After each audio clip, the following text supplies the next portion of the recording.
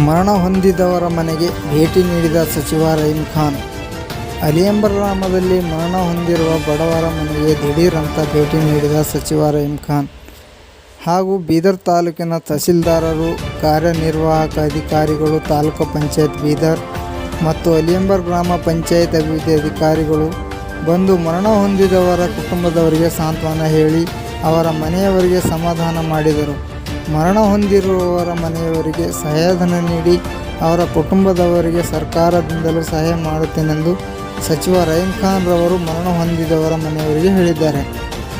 ಈ ಸಂದರ್ಭದಲ್ಲಿ ಡಾಕ್ಟರ್ ಕಾಮಶೆಟ್ಟಿ, ಬಸವರಾಜ್ ಭಾವಿದೊಡ್ಡೆ ಹಾಗೂ ಗ್ರಾಮ ಪಂಚಾಯತ್ ಅಧ್ಯಕ್ಷರು ಮತ್ತು ಸದಸ್ಯರು, ಕಾಂಗ್ರೆಸ್ ಕಾರ್ಯಕರ್ತರು ಉಪಸ್ಥಿತರಿದ್ದರು.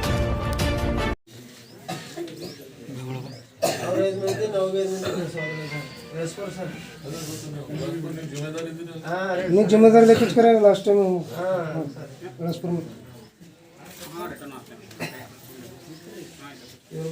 सर